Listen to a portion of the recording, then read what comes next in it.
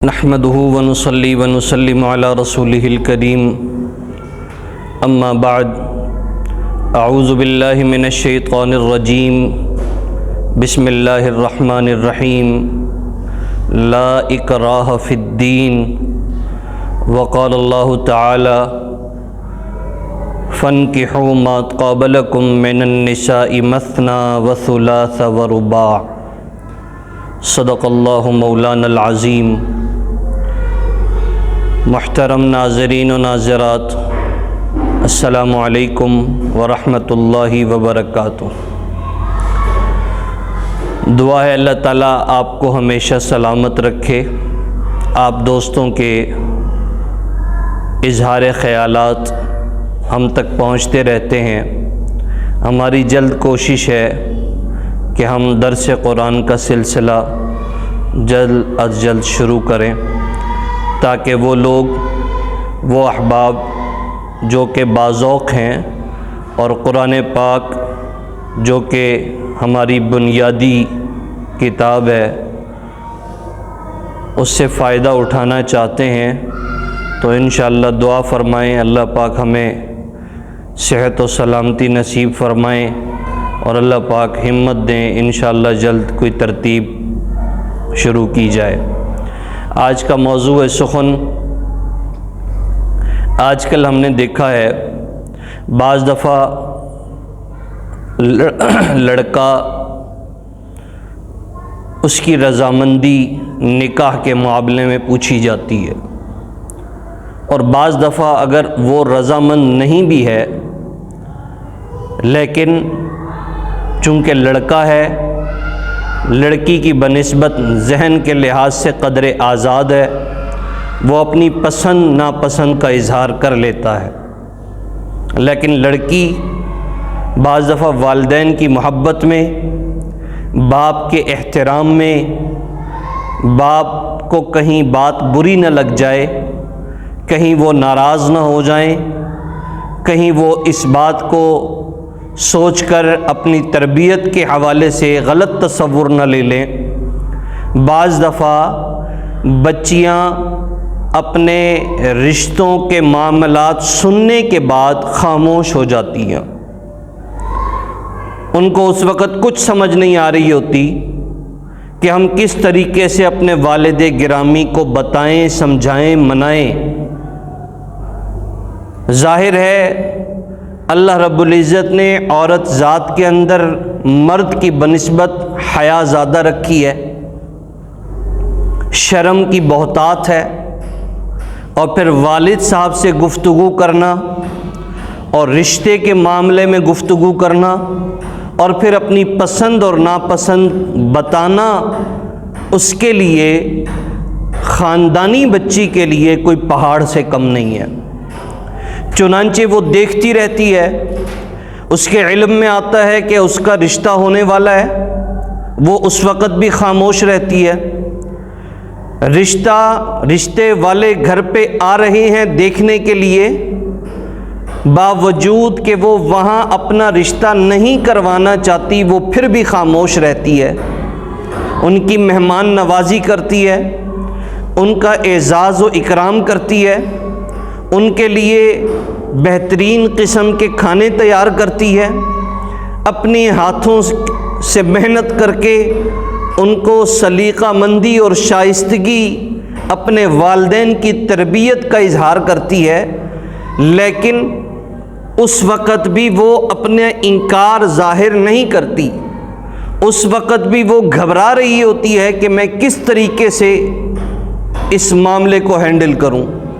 خاموشی ہی خاموشی میں کچھ دنوں کے بعد اس کی منگنی کا وقت آتا ہے، اور بعض دفعہ اس وقت وہ اپنی والدہ سے بہت ڈر کر، بہت دبک کر اپنے اظہار خیال کرتی ہے کہ میں یہاں نہیں کرنا چاہتی، اور والدہ چونکہ وہ بھی ایک عورت ذات ہے اور وہ بھی اپنے شوہر سے اور بچی کے باپ سے خوف زدہ رہتی ہے کہ کہیں جب اس کے والد کو پتہ چلے گا تو گھر کے اندر تربیت کی کمی کے شکوے شکایت نہ کھڑے ہو جائیں، گھر کے اندر ماحول گرم نہ ہو جائے، گھر کے اندر ماحول کشیدہ نہ ہو جائے، وہ بھی ڈر رہی ہوتی ہے اللہ کی بندی کہ کس طریقے سے اپنے شوہر سے بات کرے۔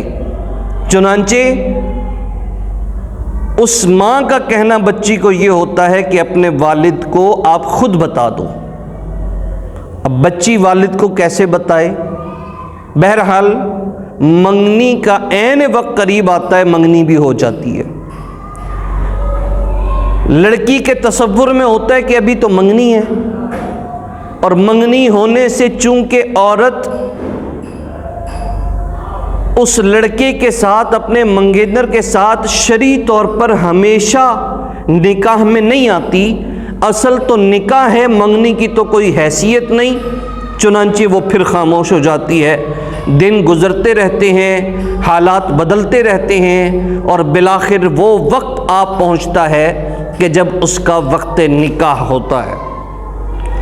2 سے 4 دن قبل وہ بچی منع کرتی ہے، اپنے والد گرامی کے پاس جاتی ہے، اور بہت زیادہ ڈر کر دبک کر کہ کہیں والد صاحب کی طبیعت نہ بگڑ جائے، کہیں ان کا بلڈ پریشر ہائی نہ ہو جائے، کہیں ان کو شکوے شکایت نہ بڑھ جائیں، کہیں وہ ناراض نہ ہو جائیں۔ لیکن مجبوری یہ ہوتی ہے کہ اب اسے پتہ ہے کہ اب بھی نہ بولی تو مر جاؤں گی۔ بالآخر وہ اپنا اظہار خیال کرتی ہے، والد گرامی سنتے ہیں، سننے کے بعد ان کا جواب یہ ہوتا ہے کہ کچھ بھی ہو جائے، منگنی ہو چکی ہے، بات ہو چکی ہے، اب 1 2 4 دن رہ گئے ہیں، اس موقع پر انکار کرنا میرے بس کی بات نہیں، میری ناک کٹ جائے گی، میری عزت پہ بات آ جائے گی، لوگ کیا کہیں گے۔ اس قسم کی باتیں، اس قسم کے خیالات اس مرد کو، اس باپ کو مجبور کر دیتے ہیں، اور بالآخر اس کا مزاج سخت ہو جاتا ہے، اور وہ اپنی بچی سے کہتا ہے کچھ بھی ہو جائے، میں نے یہ فیصلہ کیا ہے، میں نے باپ ہونے کی حیثیت سے، ذمہ دار ہونے کی حیثیت سے، وکیل ہونے کی حیثیت سے میں نے یہ فیصلہ کیا ہے کہ تم شادی وہیں کرو گی جہاں میں چاہوں گا۔ بچی اس بات کو سنتی ہے، سننے کے بعد دوبارہ انداز بدل کے 1 دن بعد 2 دن بعد دوبارہ درخواست کرتی ہے۔ اس باری اس کا فیصلہ یہ ہوتا ہے کہ والد صاحب کچھ بھی ہو جائے، میں نے وہاں شادی نہیں کرنی۔ اب آگے سے ریئیکشن، والد صاحب کہتے ہیں جان سے مار دیں گے، شادی یہیں کرنی پڑے گی۔ چنانچہ وقت گزرتے گزرتے عین نکاح کا وقت آ پہنچتا ہے، اور نکاح کا فارم سامنے رکھا ہوتا ہے۔ لڑکی کہتی ہے نہیں کرنی، میں نے یہاں رشتہ نہیں کرنا۔ والد صاحب کہتے ہیں یہیں کرو گی۔ اب والد چونکہ رشتہ داروں کے، مہمانوں کی موجودگی میں سختی کرنے سے رہے، سختی کا بزبان ہاتھ اور بزبان قدم بدقسمتی سے یہ فریضہ سونپ دیا جاتا ہے بھائی کو۔ وہ بھائی ٹھڈے بھی مارتا ہے، دھکے بھی دیتا ہے، اور عجیب ماحول قائم کر دیا جاتا ہے صرف اس بات پر کہ یہ بچی اس جگہ نکاح کرے کہ جہاں پہ والد گرامی نکاح کرنا چاہتے ہیں، جہاں گھر والے اس کا رشتہ کرنا چاہتے ہیں، اپنی مرضی نہ کرے۔ لوگ کیا کہیں گے؟ زندگی گزارنا اس نے ہے یا والد نے ہے؟